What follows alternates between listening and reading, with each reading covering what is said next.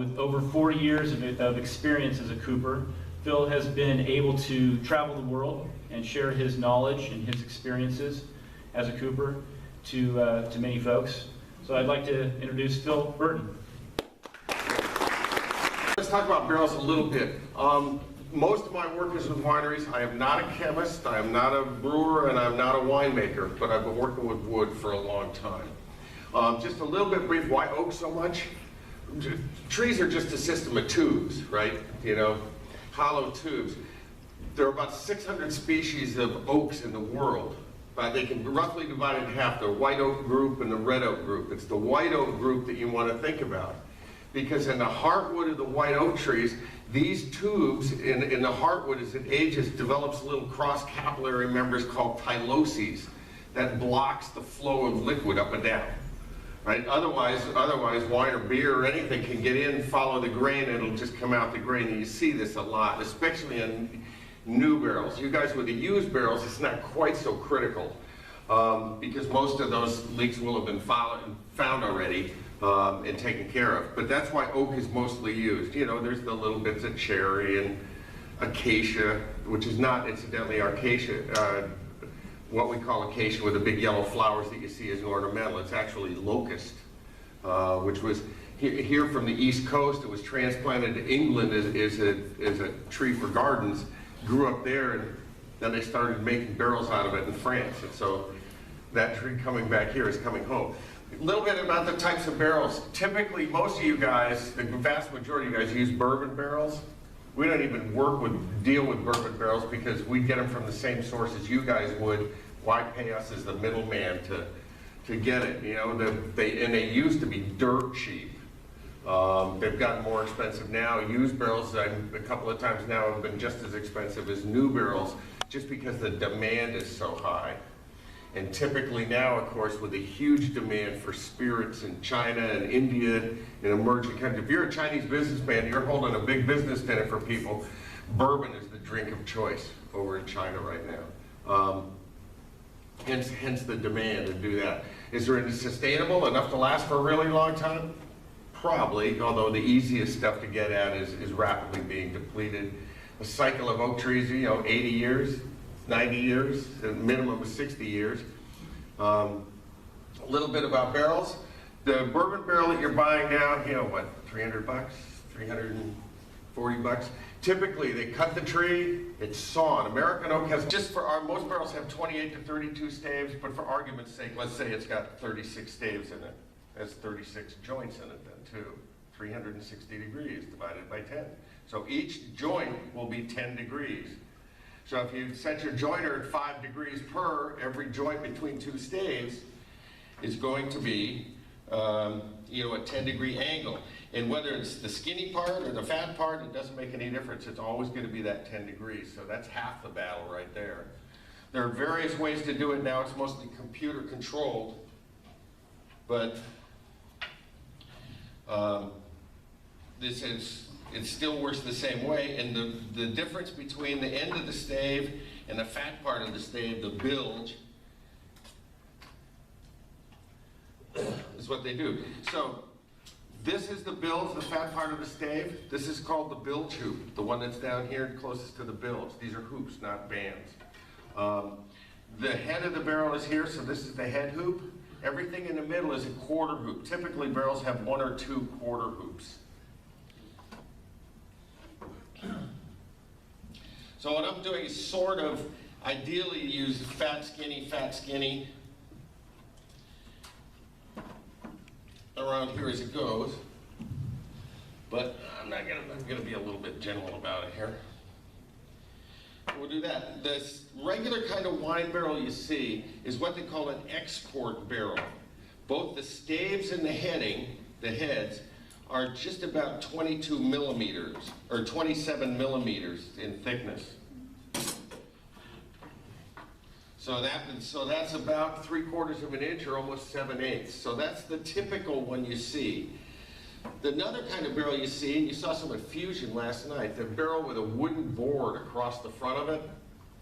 The reason that's there, that's called a chateau style barrel. Some have wood hoops, some are metal hoop, but they're called chateau barrels. And what they are is that barrel, Both the staves and the heads are 22 millimeters, so it's only 5/8 of an inch thick. You can see the possibility for leaks in something like that. So when you're buying used barrels, say, especially if you're doing wine barrels, make sure you get what you want. I typically would stay away from chateau style barrels just because they're more delicate, they're more subject to, you know, leaks and falling apart. But you guys mostly like the larger format barrels. We find used what they call pungeons, which are 135 gallon.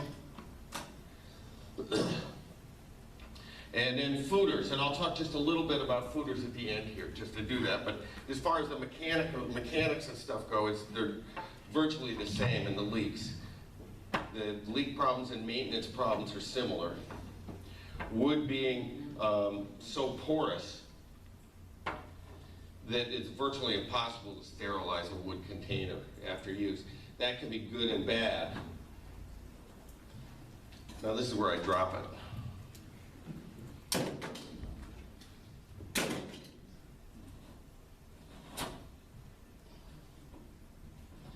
So I got the quarter hoop on here and sort of get it set a little bit. Put the bilge hoop on it. You always work when you're doing this. The reason I'm putting this together is one, to show that it's not rocket science.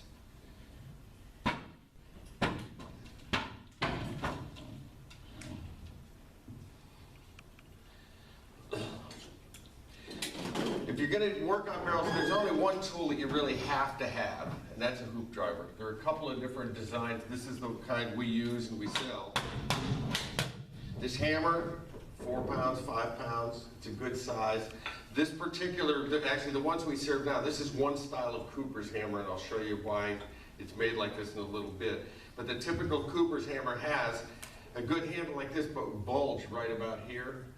Because doing this for very long, it gets really old. By shortening it up, you get a lot more leverage and your arm will last longer. When you're using a hook driver, two things. One is your hand has to be at the outside, okay? Not like this. And obviously, see, sooner or later, you'll be sorry if you handle it.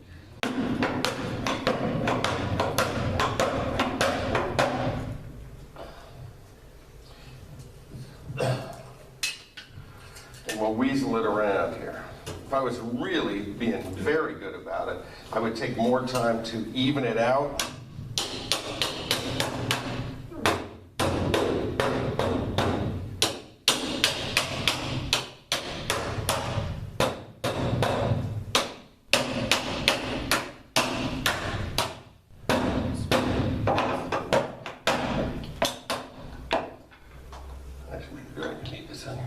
Here's one of the reasons a Cooper's hammer is with a little practice you can use this little nub. So we'll tighten this down a little bit.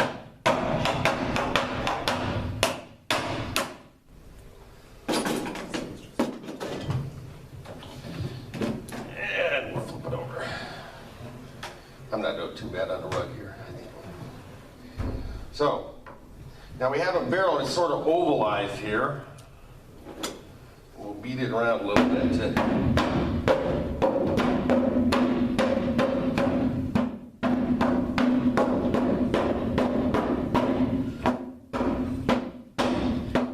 They talk a lot about barrels. When you guys are buying used barrels, it's typically the flavors you'll get out of it will be mostly what came from what was in the barrel. And you know, a wine barrel or bourbon barrel, obviously you know the flavors that come out. And what you'd be looking for is, of course, to maximize those flavors and do that, because typically after, you know, as a container with care, a barrel will last for decades. It does three things. It breathes, it holds 60 gallons or 50 gallons of wine or whatever. It breathes and slowly ages the beer. The third thing is that it imparts some of that oak flavor that's just about gone after, say, 4 years or 5 years. People sometimes say, oh, I have an 8-year-old barrel, I'm still getting oak flavor out of it. I think that's probably wishful thinking, but anyway. So,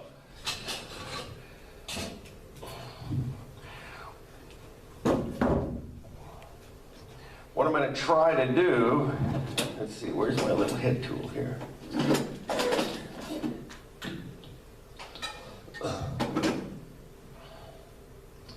You'll always work off the bilge. So you can see that if you want to pull heads on barrels, it's not really difficult to do. So in this case, I'm going to stick this in, and again, working off the bilge stave here, you just try to get it caught in the edge. This little thing is just a bent piece of hoop stock with a little tweaker on the end. So you can pull that up in here, and then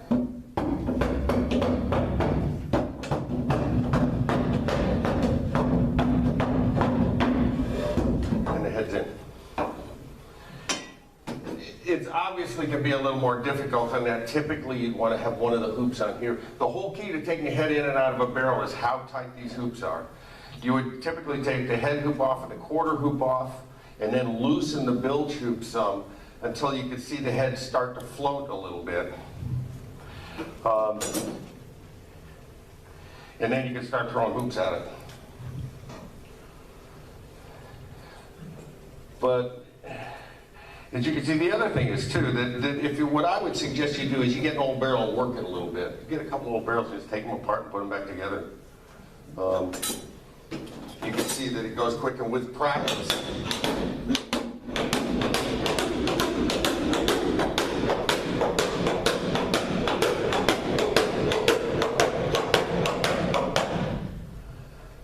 Do this. So you can work it. When I took this barrel apart, I marked it so I would know how it would go back together. But as you can see, it's not that difficult to do. When you're going to buy barrels, used barrels, the used barrel market is cyclical. There's no blue book for used barrels, whether bourbon barrels and all that. I know some that are on the West Coast right now being sold for 160 bucks. I know that one of the guys talking the other day just sold a bunch of them that they weren't going to use for 120. Somewhere in that range. So wine barrels, typically used wine barrels are run, we run say 5-year-old barrels, less than 100 bucks, 80 bucks, you know, somewhere between 60 and $100 or something like that should be a fair price for a decent barrel. What you want to do as much as possible is buy from somebody reputable, not, you know, John Doe down here has got a couple of barrels in his garage, and we'll talk a little bit about that with maintenance in a minute. And do that. If you buy from a reputable winery that takes good care of their barrels, and part of it's, all you have to do is look at the barrel. You know, it's not necessarily that a dirty barrel on the outside means dirty on the inside, but as a general rule, if it looks nicer on the outside, it's probably nicer on the inside too. There are sheets, we sell several thousand used barrels a year. There are other places to get them too. There are websites, there is Wine Country Classified, places you can look and just see what's going on. And if you can use 60-gallon barrels, if you want to work with some wine barrels, 60-gallon barrels are what you'll find. And so those are the ones you want. Large format stuff like pungeons, they're so much rarer to get and do that. We probably come across used ones in particular. I bet we don't find more than about 200 of them a year, 250 a year. And there's thousands of these around.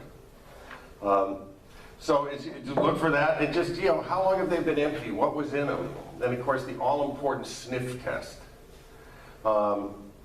People usually put sulfur dioxide in barrels that they're not using right now, or hopefully they do. When things go off, sometimes they'll just really sulfur it heavily, which covers a multitude of sins in the barrel when you go to sniff it. But be aware, if it's a reputable winery, the barrels will be clean, and you just use your judgment on them. The stuff that, of course, grows in barrels, you know, that nobody likes, the VA, or ethyl acetate, you know, which comes after that.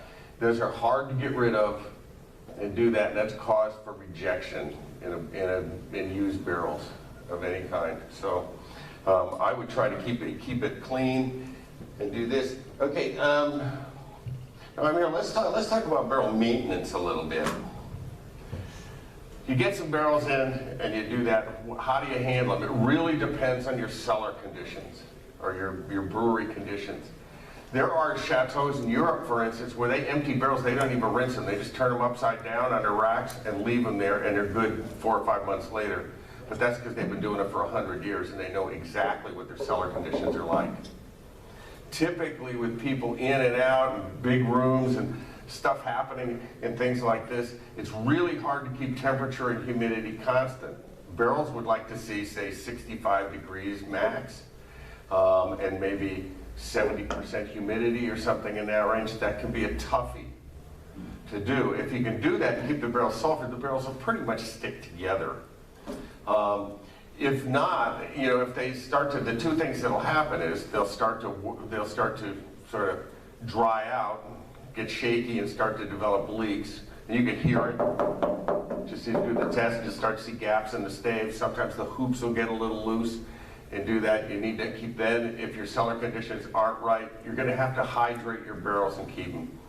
Put a little water in them, doesn't have to be full, even a couple of gallons, shake it around, leave it in there for a little bit, empty them, and burn a little sulfur or introduce canister sulfur, gas, compressed gas, sulfur in it, a little bit.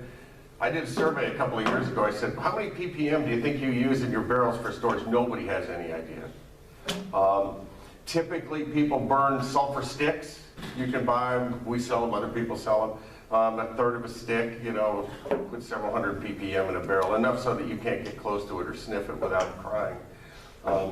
They also make little discs that are pretty cool. They're pre-measured, 10 gram, 5 gram that work. Canister sulfur compressed gas is easy to use if you have a lot of barrels, but you need a pesticide applicator's license in California to use it, to handle that. So one way or the other you can do that. If your cellar conditions are really rotten, you have to have your barrels stored full. Okay, I don't like to see this only because just anything you do to a barrel takes some of the character out of the barrel.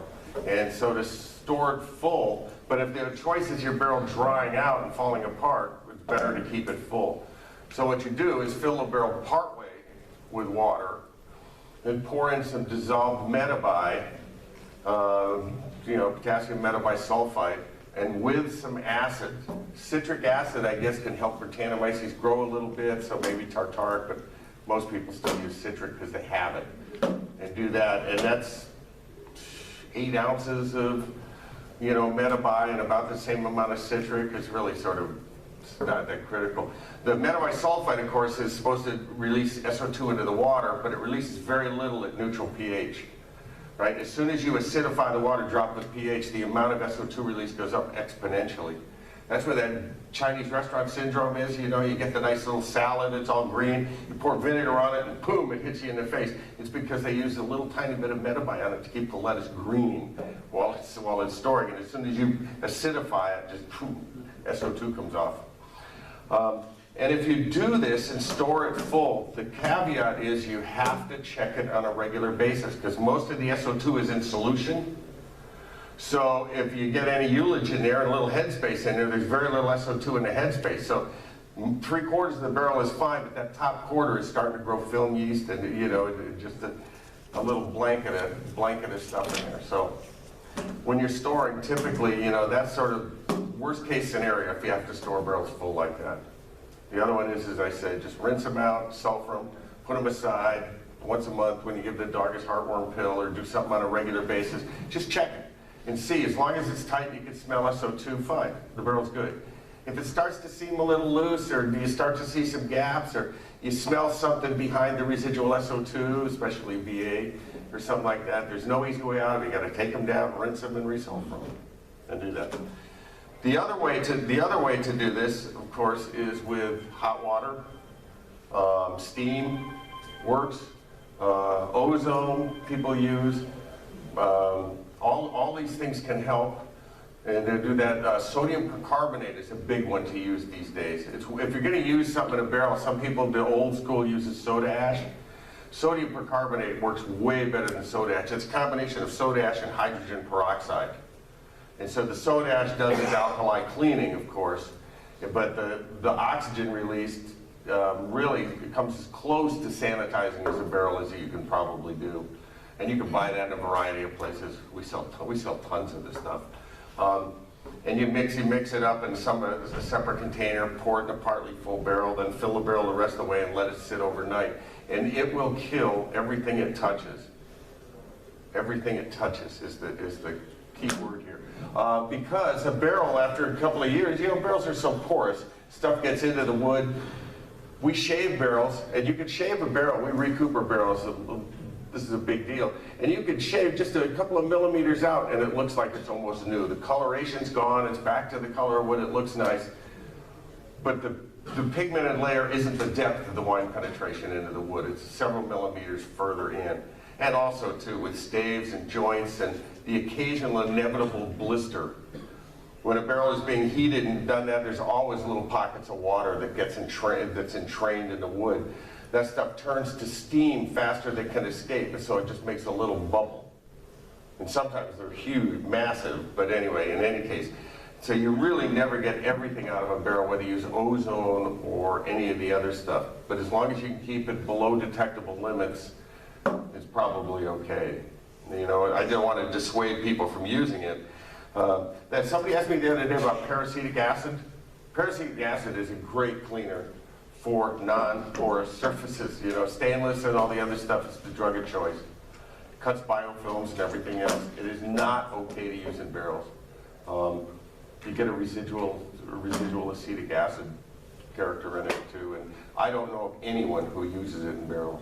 So just whoever asked me that question earlier, that's what I would say.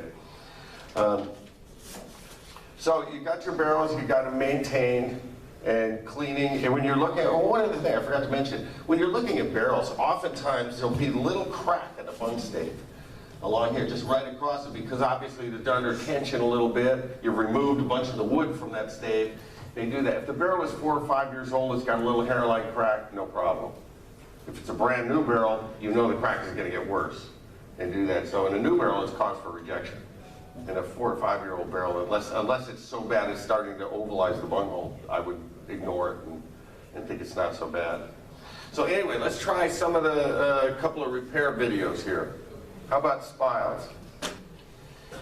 When you look at barrels, there's two kinds of leaks in barrels. One is what I call through wood leaks.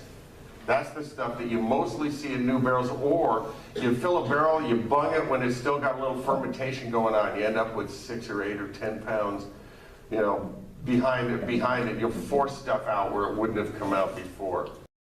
And do that. What we use is an awl, and just stuff the little guy in there. The whole key to doing repairs is to find the source of the leak.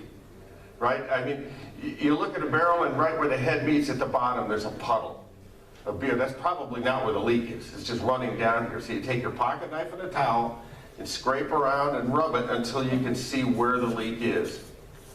If it's a little thing, or if it's a small leak and it's just coming out, maybe a boar bug. There's a bug called Scobesia declivis. It's one of the umpteen hundred wood borers there are around here.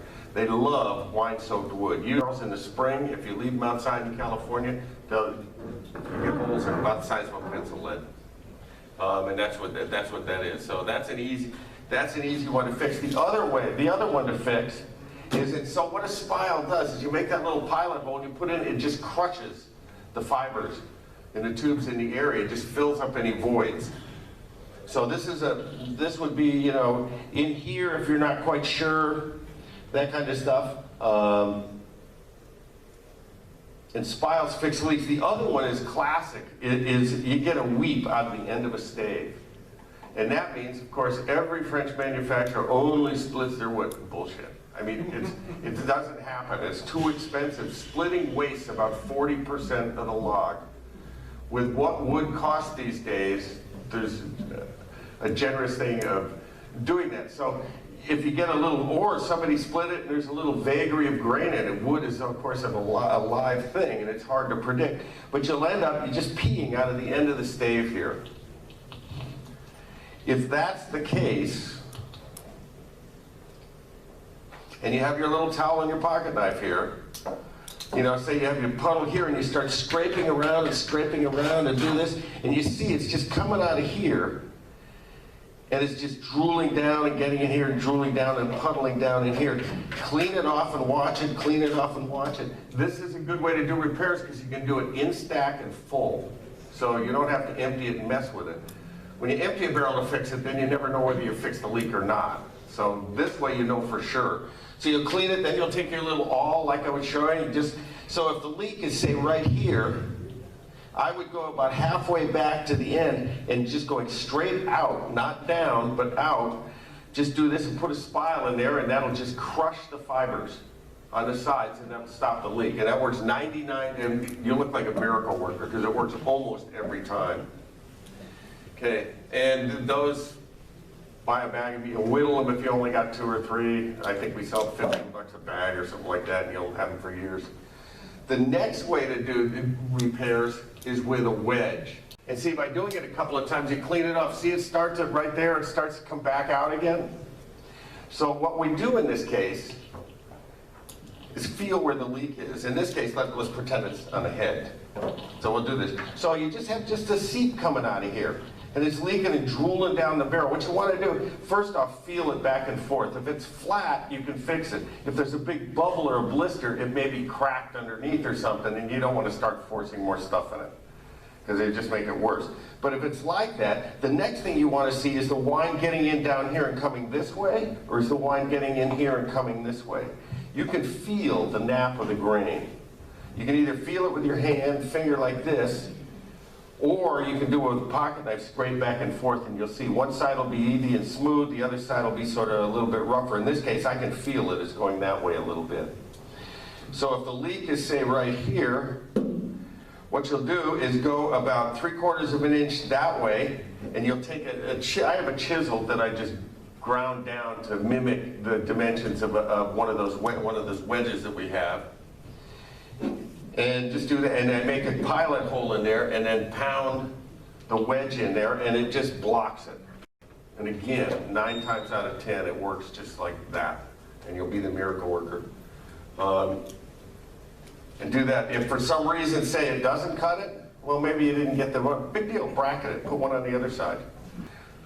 So those are a couple of easy ways to start it. And if you go, then comes flagging. Say if your barrel got dried out a little bit, you soak it up, but damn, there's just that one joint here that's just tweaked. It just seems to be seeping out of here and it doesn't stop. You can actually put something in here. So typically what you do is mark the leak, you loosen the hoops, and you can take these and put them apart a little bit. You can probably see it better here there than I can do it. And this is regular Thule reed. You got a cattails. You get them down here, Typholanifolia. The stuff we get comes from Maine, even though it's the same species. It's just those shafts or just clusters of leaves wrapped around each other. The stuff we have out here has 2 or 3 layers. The stuff that comes from Maine, upstate New York, I guess, has a whole bunch of layers. And so you just sort of wet it so you can work with it a little bit and just sort of just work it into the gap. Again, this is a fun thing to play with. And it's pretty simple to do. And you can go grab Thule reed anywhere. And then you put the hoops back on. Then you get, much as I hate to say it, then you get to the down and dirty stuff. There's another great thing is mop string. You know, the old string type mops people have, that thick cotton stuff. If you take a strand or 2 of that, and you have a leak here and stuff, you can actually take something like a screwdriver or something like that and work it in here and pound it in. Oftentimes that'll work on some of these little odds and ends leaks. I don't know why more people don't do it. Oh, and incidentally, just backtrack for a second. If you want to pull a head and put it back in, when the head was done, the crows, which is what that little dado is called that the head fits into, has this weird white stuff in it. It's flour paste. Okay? For years, we used to put more flour paste in it, and you know, every time we put barrels back together, it was probably 10 years before we realized there's plenty of flour in there already. You don't have to add more stuff in the crows. As a matter of fact, there's a detriment because it's a really good substrate for mold growth. You'll see barrels, sometimes even new barrels. You know, you'll shine your flashlight in them and look, and right in the corner there'll be little bits of green. It's a penicillium growing on the too much flour paste in there that goobered into the inside of the barrel. It's probably not the end of the world, and it's benign, fairly benign, but so what? It really shouldn't be there. So when you put your head back in, don't add any more stuff to it, unless you see something weird. Back to repairs here now. Say you have a leak and it's just a pain and you don't know what to do with it. There's an easy repair. Mark the leak, empty the barrel, and clean the area where it is, because once you do this repair, it'll look like that forever. Then take an incandescent light and just lay the light bulb right there on the leaking spot and leave it there for, say, an hour or 2 hours. The heat from the incandescent bulb will slowly dry out and heat the area there. Wait till it's good and hot, and it'll be an hour or so, and you gotta have it dry. So paraffin, you can buy food grade paraffin at your local Safeway store or something like this, you know, used for canning. Take a piece of the paraffin and just rub it in the area. The hot wood will melt that wax, it'll soak right in, it dries almost clear, and it's pretty much of a bomb-proof repair. I want to say a little bit, besides your barrels, you're going to want racks. New racks are good, but they're expensive. For a barrel program that you're doing this stuff, used racks are a good way to go, and they cost a third of what? You want to make sure that they're not too rusty. You want to make sure that they're double bar racks. Years ago, they used to make single bar racks. Between the front and the back, there was one piece of metal on each side. They collapse too easily. So if you get double bar racks, then they'll be strong enough, and you can find them. We did. I realized back east, I must have been asked half a dozen times where to get racks, so we're going to come up with a source for used racks. There's lots of them around. So we'll be doing that. But in a pinch, you could just put them on the ground and chock them with some chunks of 2x4 or something, and that'll work as well. General barrel stuff. So the idea is this isn't rocket science. They're easy to work on. They're forgiving. Wood is a pretty nice medium to work. I want to talk about fooders a little bit here. As fast as we get them, we sell them literally. I had some 3 weeks ago. I found some really nice French oak ones just emptied. Cabernet. I have about 800 breweries in my database, 900 breweries in my database, and I send out a personalized spam, which I do when I find something good. Just say, I've got these tanks, and I threw a picture or two at it. They sold in 10 minutes. Either meaning they're really popular, or I didn't charge enough. If you want to buy used fooders, all the things I talked about with barrels are the same with fooders. The trouble is, you mess up a barrel, you only lose 50 gallons of wine or 60 gallons of wine. You mess up with a fooder, and it's a big loss.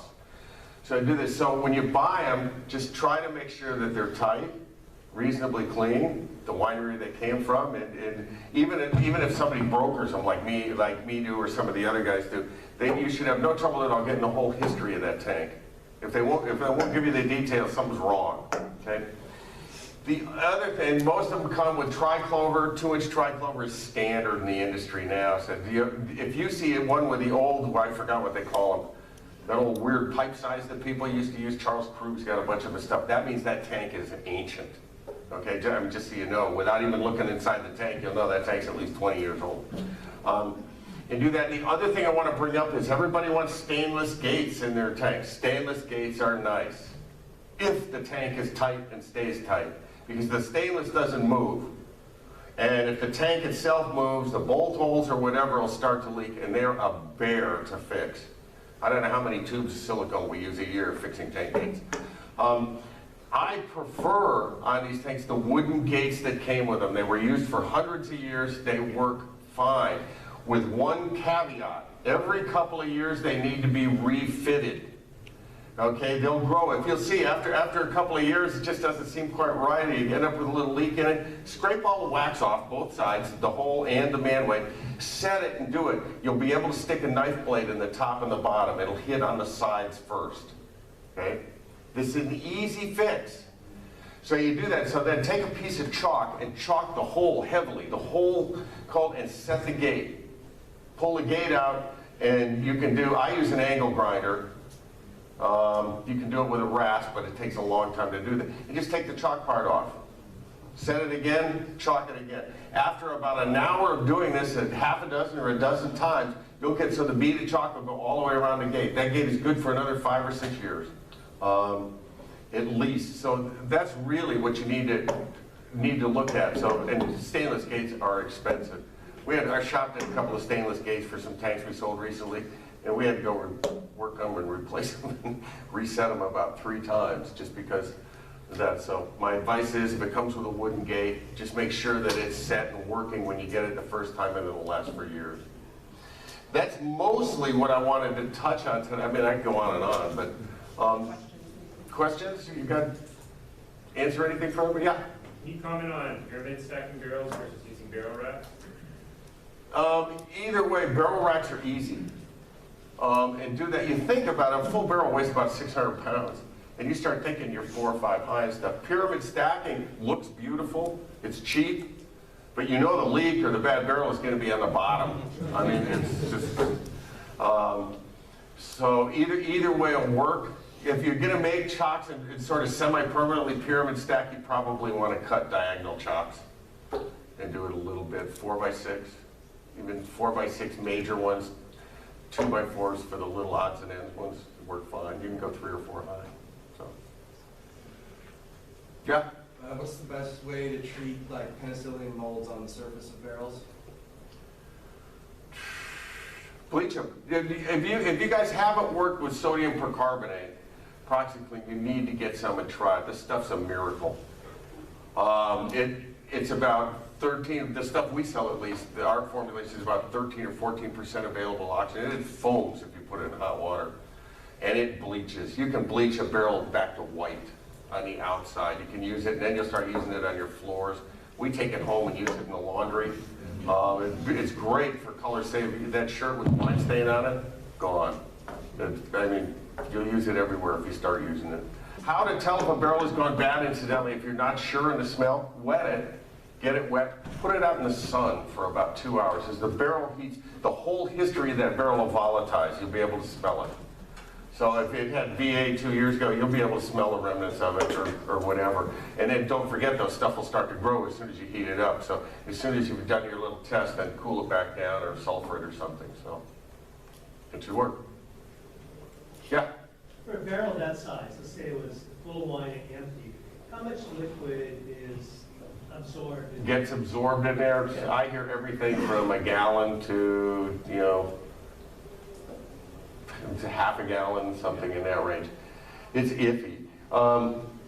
I know one of the things, a new barrel will soak up a little bit more than a barrel that's been used and redone, so there is, but I don't think it's a major amount. So, anyway, yeah. You mentioned using a light bulb to heat up to melt paraffin Yeah. wax. Is it acceptable to use a heat gun or Sure. is it too intense? Sure, it's just slow because you not only do you have to heat it, you have to dry it out to a depth of a couple of millimeters. And I'm still getting over the burn. I tried to fix a guy's tank with it during the other day, and I ran that heat gun right across my fingers. I'm anti-heat gun for at least a week. So, but anyway, there's no magic to this stuff. And if you want to work with barrels, I'm more than happy to help. We're more than happy to help. We run clinics now and again when somebody wants. We don't charge for them. You can come up here and see how it does. You can have your own hoop driver, and we'll give you a barrel to take apart and rack and put back together. So, because the idea is ultimately, of course, make you guys barrel customers. But anyway, let's see. That's mostly just common sense, working with barrels. So. I'd also invite anybody who does want to be on our mailing list, or, I mean, we'll send out information if we're having a flash sale on any of our items, or if we find tanks or fooders. If you're interested in being on our mailing list, what you can do is just put your card on the table at the end of the talk. We'll go ahead and just put you in our database, and then if we do find something, we'll go ahead and shoot you an email, which you guys know. If you guys want to be on the meeting. Yeah, we try not to abuse the privilege when we said spam.